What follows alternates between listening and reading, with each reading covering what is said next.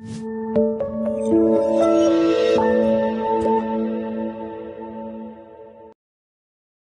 much for having me here today. It's an honor to be here talking to you, and I'm just amazed at how many people have joined us in the room. So a warm welcome to all of you joining us today. I can see that you have already found your way into the chat, which is perfect. Today's session, as introduced, I'm going to be talking to you first about teaching grammar to teenagers. Now, grammar and teenagers, these are maybe two things that don't always go together very well, but we can, maybe in our classes, we can use different strategies, different practical approaches to get them more interested and get them having fun using grammar. Okay, it's not something too impossible. If we follow the right approaches, we can take the right steps to engage our learners. So this is the main idea of my talk today. I'm going to share my screen with you now. Okay, so let's go straight into things. What I'd like to do first, okay, as a quick warm-up activity, is to show you a grammar lesson. Okay, we're going to look at a grammar lesson together. In today's grammar lesson, we are going to be looking at the present continuous. Okay, that's our aim. Our aim is to teach our learners the present continuous, and they're going to come out of the class being experts on the present continuous, okay? So the first thing that the teacher does, step one, is to write on the board present continuous, and then explain to the students how we use the present continuous, okay? So we use the present continuous for actions happening now or around the time of speaking. We use the present continuous for temporary situations, and we also can use it for fixed future arrangements. Okay, so the teacher explains the rules to the students and then has the students do, in step two, some activities. Okay, a very simple task: change the sentences into present continuous. Okay, number one, I walk to the beach. Number two, we play video games. Number three, she visits the museum. And number four, I don't watch television. Okay, and step three, to finish the lesson. It's been a long lesson, we've done a lot of work together, so we're going to play a game together. We're going to play hangman, something fun to finish the lesson. Okay, this is our grammar lesson for today. Now, was this a successful grammar lesson? I want to ask you at home, wherever you're watching from today, tell me in the chat, was this a successful grammar lesson? Have I achieved my objectives, do you think, in this grammar lesson, following this approach? Please tell me in the chat. Okay, Fisha says no. Okay, anyone else? There's no sound. Some people are having difficulty with sound. If you are having problems with sound, I would recommend that you use headphones, because I think most people can hear me quite well.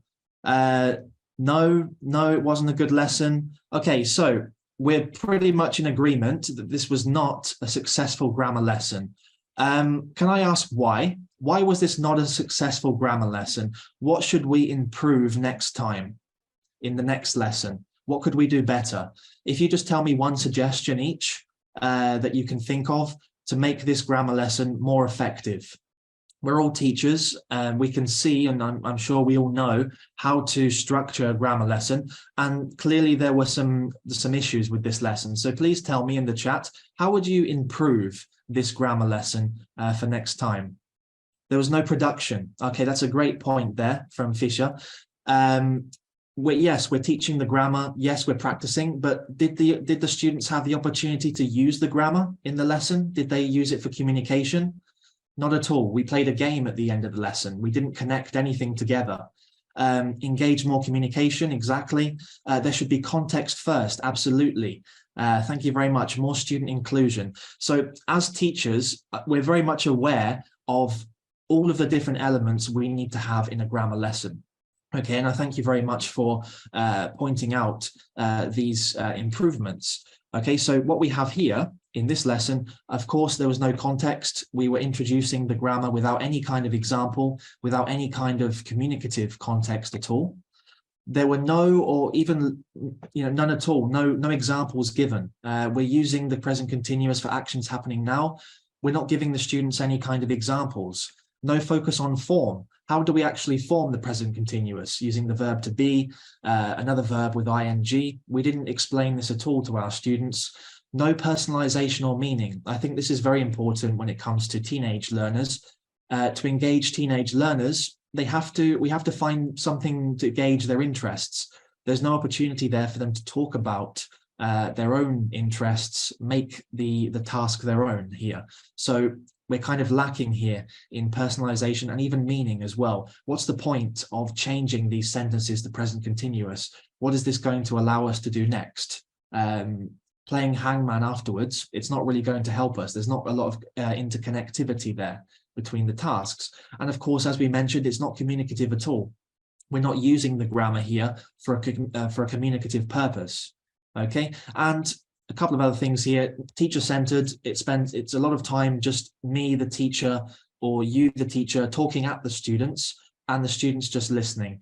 They're going to get very bored and disengaged very quickly if we're just talking and giving information without any kind of productivity in the end. So simply not engaging, okay? Now, as teachers, I think it's very easy for us to recognize how not to teach grammar. Okay, that's quite easy. But how to actually teach grammar effectively in the classroom and put this into practice, this can be more of a challenge for us. Understanding the theory is one thing, being able to actually put it into practice is something completely different.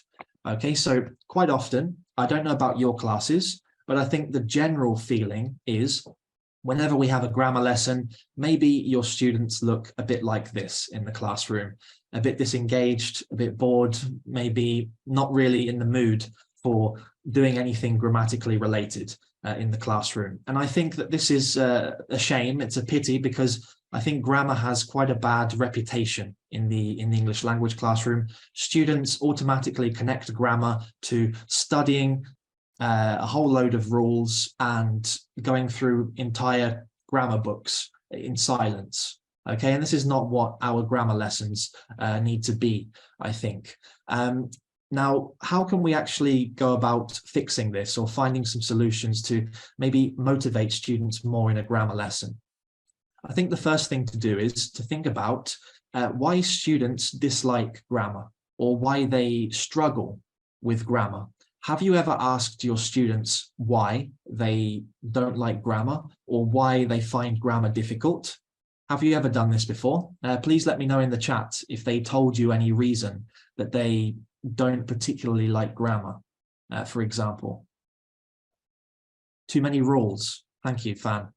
Too many rules. 3 people, too many rules. There's so much information, simply too many rules to learn all at once. I think this is probably top of the list of things. It's so boring. Yes, it can be very boring.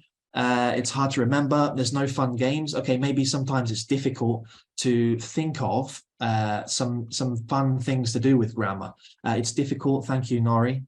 They don't want to sit down and do writing.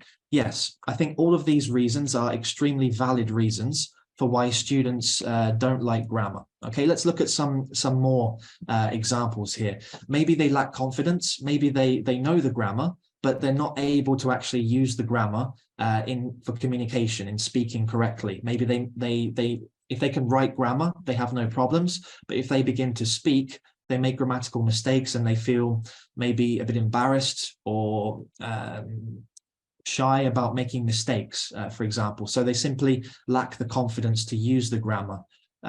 Information overload, we mentioned this before, so simply too many rules to learn, to study. In one lesson, they may be overloaded with a whole load of rules that they need to study just for one grammar point, for example.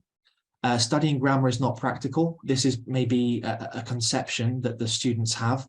If they are bombarded with information, if they are simply studying from a textbook, they're not going to see the practical use of grammar at all in the classroom. And as we mentioned, all of these things connected really makes grammar something of a boring subject for the students. Okay. Now, let's flip this question a little bit more. Why do we, the teachers, have difficulty teaching grammar? Because I think grammar is a two-way thing. I think students have their own difficulties, and we, the teachers, have our own difficulties with actually teaching the grammar. Okay, what kinds of difficulties do you normally have with teaching grammar? What kinds of challenges do we have as teachers? There's not enough time for students to practice. Absolutely. In one grammar lesson, if we're going through all the rules, we need to kind of make sure that we have enough time for the practice and the production stages of the lesson. And this is a huge challenge for us as teachers, because normally we can fall into the trap of just teaching all the rules, teach, and then 5 minutes at the end, practice and speaking or writing or something like that. Do the students get a lot of practice? Maybe not. Okay, so these are the things that we need to really think about. Students think it's boring and they do not pay attention, which demotivates them a lot. Absolutely. Too much talking. Young students get used to grammar and speaking. They get used to speaking and listening rather than grammar. Absolutely. Yeah, so these are all valid points. And I thank you again for your participation in the chat on this question. This is what I kind of collected from teachers. These students simply aren't able to retain the information. It's too much for them. We need to find ways to break it down, the information input. Maybe sometimes the students aren't prepared enough. They need a lot of work. We need to spend a lot of time demonstrating things. We might need a bit of extra help with the tools that we're using in the classroom. Grammar is difficult for students in general. I think it involves them having to study at least a little bit the rules. They need to actually work cognitively to try and understand the input that they're receiving from the teacher. Lack of student motivation. This can be for any number of reasons, okay? Maybe they're simply not in the mood for a grammar lesson that day. As a teacher, this is another battle that we have to face, just simply students being demotivated in the classroom. Maybe inadequate materials. Maybe we don't have enough resources in our hands to be able to engage the students. For example, this can happen sometimes in the classroom. And the fact that this misconception that a lot of grammar is based on theory and not practice. Teachers feel that they need to spend, again, a lot of time teaching grammar rules, explaining things, and not really giving students enough freedom in the class to begin practicing and using the grammar. Okay, and quite often we can run out of time. I think these are some of the main reasons, and of course you raised some very valid points in the chat as well. Quite simply, as teachers, we face a lot of challenges when it comes to teaching grammar, okay? And our students also face their own challenges. So we need to kind of think about what we need to do here. As I mentioned before, simply teaching the rules of grammar is not enough. We need to actually think about why we're teaching grammar and what our overall goal is. Is our goal to simply get our students to memorize an entire book of grammar? No, I don't think for one moment that's our goal. What's our goal when we're teaching students grammar or teaching students language? Why do we learn languages? Why do we study grammar? What's our ultimate goal in the classroom and outside the classroom? Again, I want to ask you this question. What's our goal when we're teaching grammar? What's our main objective? What's our ultimate objective when it comes to teaching grammar? For students to memorize everything? To deliver the idea clearly and correctly? Yes. Ultimate goal, students communicate in English, understanding to using communications, using structures, express yourselves. Yes, all of us here, we're all leaning towards the same idea, using grammar ultimately for communication. This is why we study languages. This is why we need grammar, for communication, for real life situations. This is why we want our students to learn grammar. And this is what we want our students to also realize in the classroom, that we're studying grammar, we're practicing grammar, we're using grammar for you to be able to communicate in any kind of situation. Imagine someone wants to visit your beautiful country, Vietnam, and you want to explain to them or give them some advice on what to see, what to visit, what to eat in your country. You're going to need grammar for this. Your students will need to have grammar to do this. Imagine that you attended a concert or you went to see one of these places in Vietnam. What was your experience like? You're going to need grammar for that as well. Imagine that you're talking to someone, you're just talking about the future. What are your plans? What are your predictions for the future?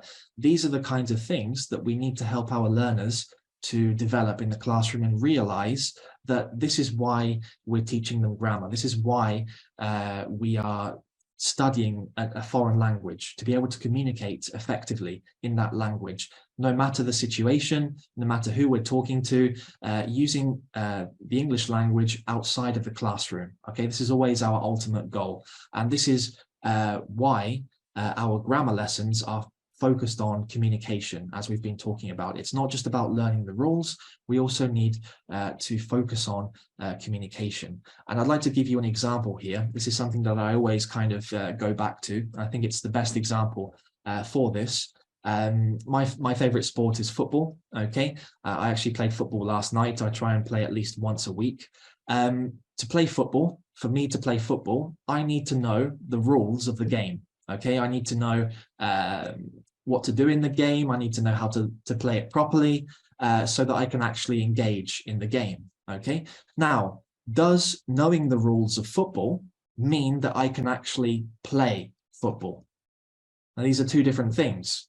I also need to be able to physically play the game, use different techniques, things that I've been practicing maybe in the game or during football practice, for example, and apply them on the pitch. And this exact same method is applied to grammar as well.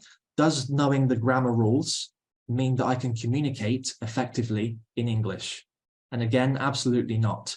When it comes to English communication and football, it's not just about knowledge. It's not just about knowing all of the grammar rules. It also requires understanding from the learners, understanding of what the structures are, how to use them appropriately, and skill, being able to actually demonstrate these grammar structures in spoken communication or written communication, for example. And this is what we need to think about in our lessons. And many of us touched on this already. We need to make sure that we spend adequate time on the practice and the production at the same time. Okay, now what we also find, what we can find in many of our books, especially in 2023, here's a book, it's called Write On. What we find in each lesson is theory, the opportunity for theory. Students do need to know the rules, but on top of the theory, plenty of opportunity for practice and use of the grammar in every single lesson. This is what the modern day course book really needs to include and really needs to have available for students to be able to learn the theory, practice and use in every single lesson, making grammar part of our syllabus on a daily basis, making sure that, that the users, the learners are actually being able to use the grammar effectively and study it effectively at the same time and build up their confidence to be able to actually engage in the lessons and in any kind of productive tasks that we do afterwards. Okay, so this is really the key here, I think, making grammar part of your syllabus, okay, giving the students plenty of opportunity to engage in grammar, not just the theory, but also the practice and also the use of grammar at the same time.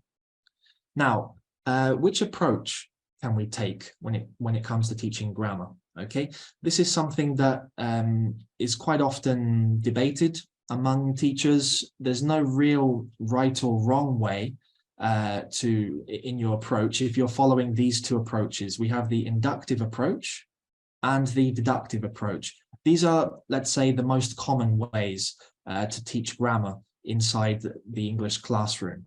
Okay, so let's take a look at them in a bit more detail. Okay, starting with the deductive approach. Okay, when we're talking about the deductive approach, normally what will happen is the teacher will start with the presentation of a grammar rule. Okay, so for example, the present simple or the present continuous, using maybe some examples, okay, writing up some examples on the board, looking at them a bit more carefully, looking at the format, the formation, how the rule is applied, and maybe giving the students the chance to practice a little bit as well. This is an example of a deductive approach. This is something that normally we can find inside our grammar reference sections of our books, for example.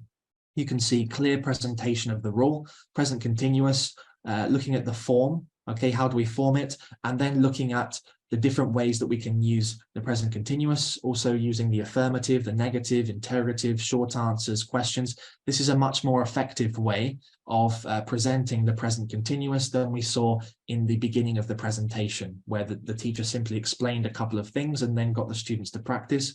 The deductive approach analyzes and breaks down the rule, whatever we're teaching, into more manageable chunks, very clear, concise, for the students to be able to study it, for the teacher to be able to go through with the students and really give them what they need to engage in the lesson. Okay, so this is what we would call a deductive approach.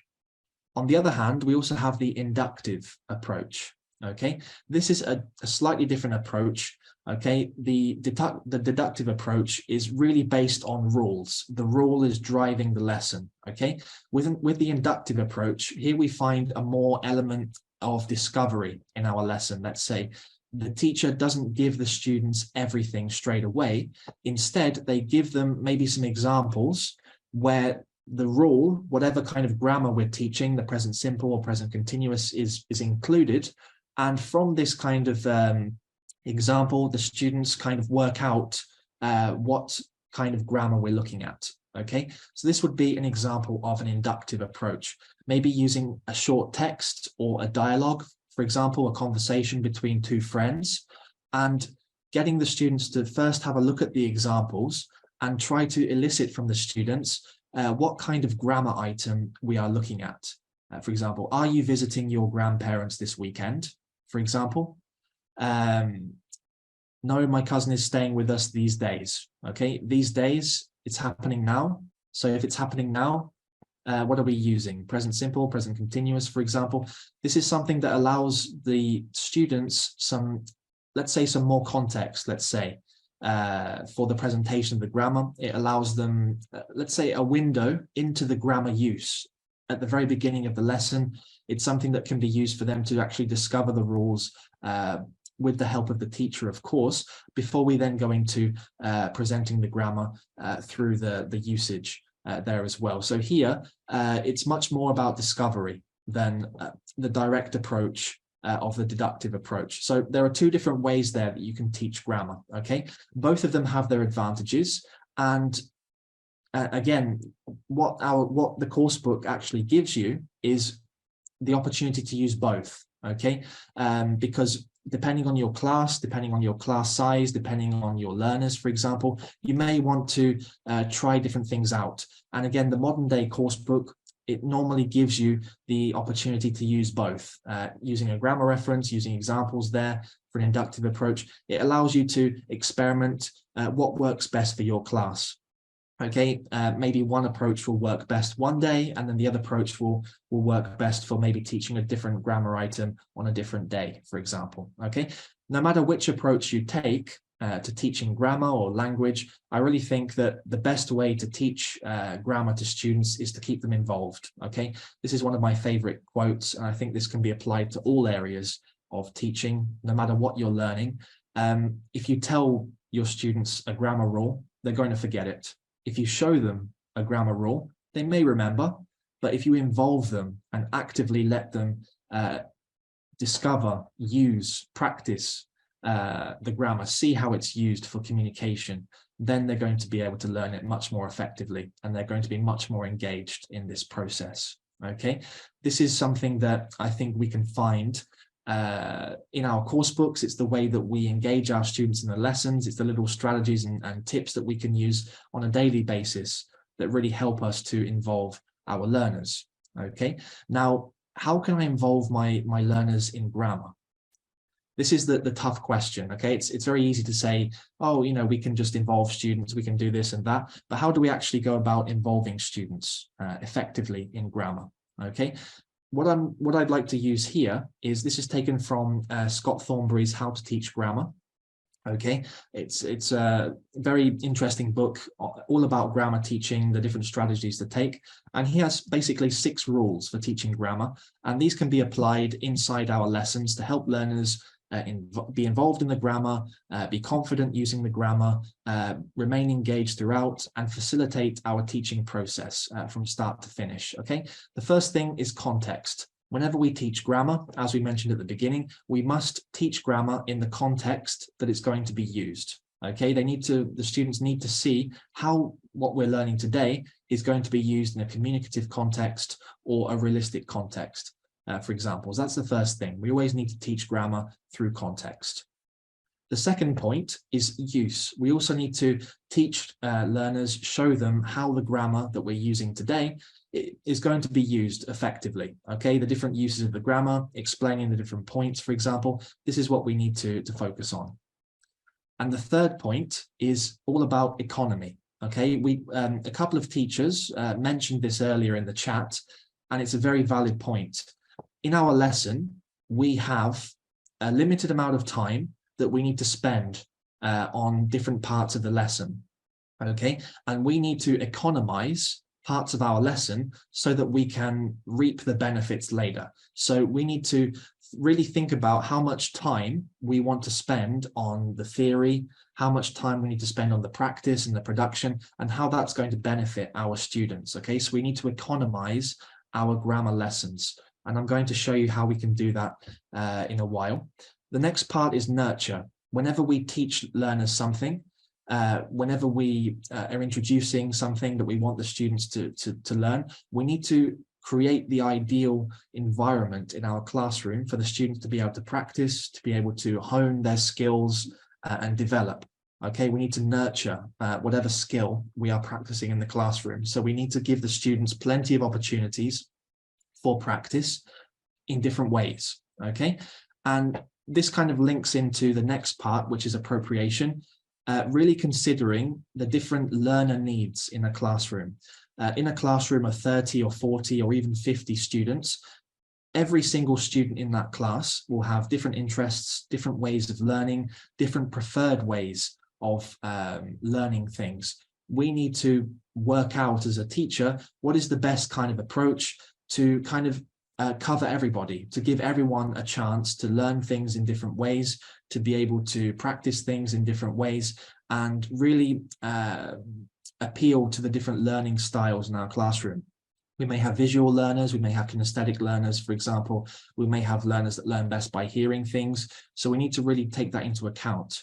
And the final piece of the puzzle here is relevance. Our entire grammar lesson, everything that we're teaching, it needs to have a real life relevance at the end of the class, something that we can use the grammar for some kind of real life communication or something that's going to be useful outside of the classroom.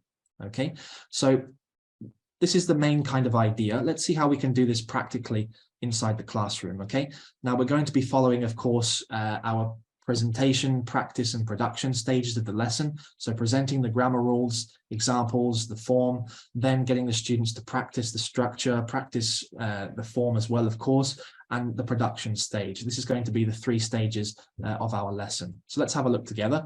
The first stage, of course, is context. So making use of the dialogues, for example, to actually introduce the grammar items in context through a dialogue. Teenagers looking at the text, looking at other teenagers, having a conversation that they're very likely to have in school. For example, they're making plans for the weekend with their friends, for example. So using realistic dialogues, introducing context. At the same time, we have visuals, okay? Vision traps all other senses. If you want to get your students engaged in something, show them something that's going to catch their attention. Something like a bright image, a cartoon, a dialogue, something they can automatically focus on. For example, as I said, we're providing here some relevant communicative context. The grammar we're going to be studying is being shown first in a communicative context, how it's going to be used later on, and short, simple dialogues. We want to avoid the overload of information, so it's a very short dialogue. We only need a couple of examples here to begin with. Okay, now what can we do as a teacher? What kind of strategies can we do to use this? Well, we can maybe get the students to read the dialogue aloud, get them used to the dialogue by reading it aloud, maybe get them to read the dialogue and underline the verbs, get them to maybe think about how the dialogue is put together, what are the verbs, what's the kind of structure, maybe find some time expressions as well. Finding time expressions in a dialogue can really help us to identify what kind of tense it is. And maybe you can try to elicit from the students what kind of tense we're looking at here. So these are just a few strategies, but could be one way to get the students straight away involved in the grammar, okay, looking at the presentation through a more discovery approach, okay, so through a more inductive approach to the grammar here, okay, and then of course looking at the use of the grammar, taking them through the different uses, so very clear, concise theory, okay, we only need a couple of examples for each one. The formation, and again, as the teacher, a strategy here, you could get the students to read aloud the grammar, so you're getting them to participate in the lesson rather than the teacher just simply talking at the students. Maybe get the students to read a couple of examples aloud, maybe ask them to provide another example if they can think of another example, or maybe give them another example they can use for each one. And of course, using checking questions. Tom isn't driving to the countryside now. He's taking the bus. Okay. Is he taking the bus? Is he taking it now? Trying to work out, trying to elicit from the students the different time, the time phrases, for example, just using checking questions to help the students maybe really focus on the form, focus on the fact that it's happening right now. For example, these are just different strategies that you can use to kind of have more of a dialogue with your students when you're teaching, rather than just explain all the rules to them, for example. We also have, of course, interactive whiteboard software this time. This can really help us when it comes to presentation of grammar, looking at different rules, maybe using flashcards, using examples, using audio. This can be a way to engage students in the presentation stage, looking at the use of the grammar through examples, through images. Of course, you can also add mime as well. With some, you can always add actions if you want as well when presenting grammar. There are really endless possibilities here, but you have a lot of different options that you can take with your students when it comes to presenting grammar. Okay. The third point was economy. Managing the lesson time, spending adequate time on different parts of the lesson. I kind of touched on this earlier, but this is an important part of the lesson. The presentation stage, the fact that it's very condensed, okay, very concise. We're not giving students hundreds and hundreds of examples, loads of theory. It's just a very short dialogue and a very concise theory box. That's all we really need for our presentation. The rest we can do through eliciting from students, through underlining the verbs, maybe writing something up on the board, for example. This is what we can use, okay? But in our lesson, you will see the practice stage at the beginning, and then we have the whole rest of the page there for the practice and the production stages, okay? This is why it's very important, if you're following a deductive or inductive approach, keep it concise, a few examples, try to elicit students, involve them, and then use this kind of stage to maximize your practice time, okay? This is when the students will be able to apply these kinds of rules that they've been studying. And again, things like interactive tools, interactive whiteboard software, flashcards, mime, this can really help us in the presentation stage to get our message across, get the main idea across, and then maximize our class time for practice and production later, okay? Now, the next part I wanted to talk to you about was the nurturing part, okay? Nurturing involves scaffolding, okay? When we construct a building, we put careful scaffolding around the building, okay? We build it up piece by piece. This is exactly the same when it comes to language learning, okay? We need to, after presenting the grammar rules, we need to give the students some time to test the waters a little bit, like riding a bike with the safety wheels on, okay? Give them some time to kind of practice a little bit the rules, the form, the structure, through simple exercises, okay? Very controlled practice, but during this stage, this is accuracy first, okay? This is where, through the controlled practice, through the scaffolding, through nurturing the students, giving them the environment, the safe environment to practice, this is where we build their confidence, build their understanding, so that they can go on to use this later for communication. Yes, gap filling is not the most exciting thing for students, but this is something that helps them to set them on the path to become more confident users when we get to the production stage. Okay, so this is something that we shouldn't overlook in the classroom, but again, it's not very heavy on nurturing. We don't need to give them 20 exercises to do, okay? We need to give them a few exercises, give them some time to practice a little bit, and then we can sort of move on. Okay, the nurturing stage, this is why we have workbooks. This is important as well. Throughout the workbooks, the students can practice, they get extra opportunities to practice through graded exercises in the workbook. It gives them variety, gives them different ways to practice what they know, again, in a controlled way, but maybe exploring some more complex kind of structures, and even looking at things like pronunciation as well. Okay, these are things that we can do through the nurturing stage, making use of our workbooks, adding that variety, giving the students multiple opportunities to practice the grammar rules. Okay, and then we get to the appropriation stage. Okay, the appropriation stage, this is all about taking into account our learner needs. Okay, giving the students different ways to learn things, different ways to apply their skills, not just the gap filling. That was important, but then we need to kind of take it up to the next level. Okay, so these are all examples where students can begin to use the grammar in perhaps some more productive, more creative kinds of ways. Okay, yes, exercise 6 at the top there is a gap filling exercise. It's also a dialogue. And what can we do with dialogues? We can act them out. We can have role plays. The students take roles. We can adapt role plays as well. We can get students to maybe create their own kind of role play from this and turn this kind of gap filling activity into a spoken dialogue between two students. For example, we have a text at the bottom there that can easily become a reading activity at the bottom. And of course, we can also use images, pictures, using the picture to describe what was happening. So here we're looking at past continuous. Okay, so using a picture, describing the picture. You can also do this with present continuous as well. You can get the students even to draw a picture if you haven't got a picture, or bring in a picture to the class and get the students to describe what's happening, or use grammar connected to the picture. Okay, this is an example of using past continuous. What were these people doing when the accident happened?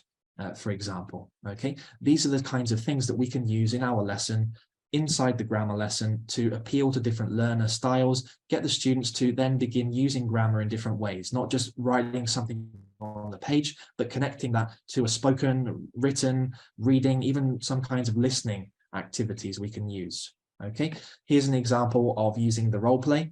Okay, having done the role play, the students act out the dialogue, but we change it a little bit. Okay, instead of inviting your friends to the countryside, invite them to the beach or the cinema. Okay, get the students to maybe create their own kind of dialogue. Okay, and they've got the model there, they've got the template. You can help them, and then very quickly this turns from a gap filling activity into a spoken activity, communication task, for example. Okay, and finally, the relevance. What have we been working towards this whole grammar lesson? To get students to communicate for real life. Again, this is our ultimate goal. We discussed this earlier. It's all about getting students to be able to communicate in any kind of situation, any kind of conversation that they're going to have in real life. So at the end of the lesson, getting students to talk about what they're doing at the weekend, their weekend plans, what they're doing now, talking to their partner, basically having the same conversation that they were introduced to at the beginning of the lesson. At the beginning of the lesson, we saw this conversation between two students. Now you are able to have the same conversation, perhaps spontaneously, using the grammar that we've been studying in the lesson. Okay, so we can really see here how we've built up the confidence, using the theory, using the practice, getting students to work on different tasks that's going to help them to prepare for a real life communication task at the end, adding personalization and meaning. The students get to express themselves at the end of the class using the grammar items that they've been working on. Okay, and this is really one of the great things about the grammar lessons that you can find in our book, in Write On.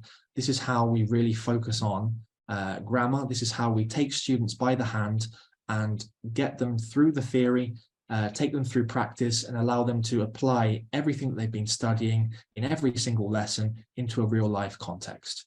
Okay, now how can you spice up grammar a little bit? We were talking earlier about maybe not being able to do anything fun with grammar. We've seen a few examples of how you can have a bit of fun in this lesson. Here are a couple of extra examples to finish the first session. Here we have a game that I kind of created for this activity.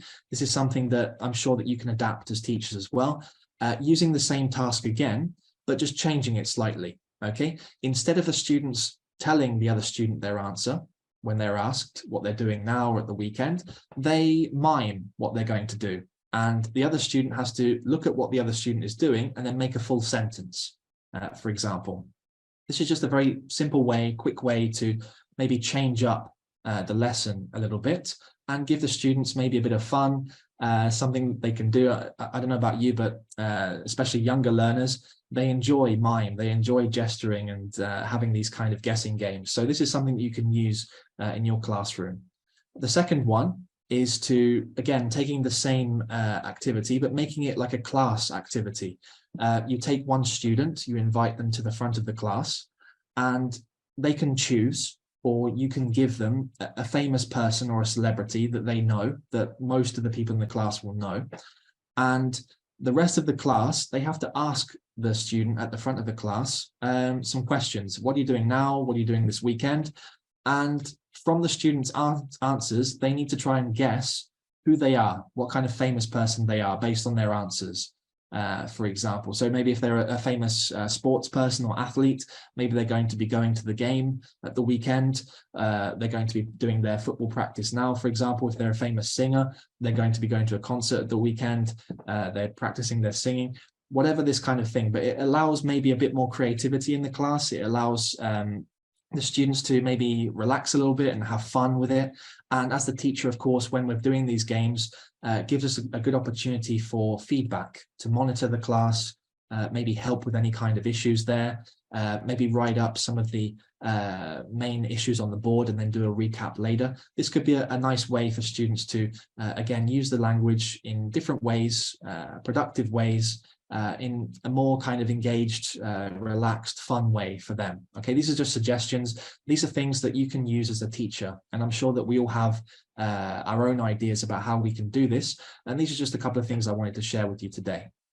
Okay, so that finishes the first session. I think we've got I think we've got about 4 minutes left. So what I want to do is very quickly, as we have 4 minutes, I'm just going to jump into the interactive whiteboard software for Write On here. Okay, now I'm showing you this very briefly, and I understand that our colleagues at DTP will be talking to you more about this series at the end of these sessions. I just want to show you a couple of things here. If I click in here into the grammar lesson that I've just been showing you in the slides, this is what the interactive whiteboard software gives you when it comes to presentation of grammar, when it comes to visualizing and context. Okay, you can see you have all of the things there. You have the full lesson there. You have all the content there. If I click here. Are you visiting your grandparents this weekend? Okay, so hopefully you can hear that.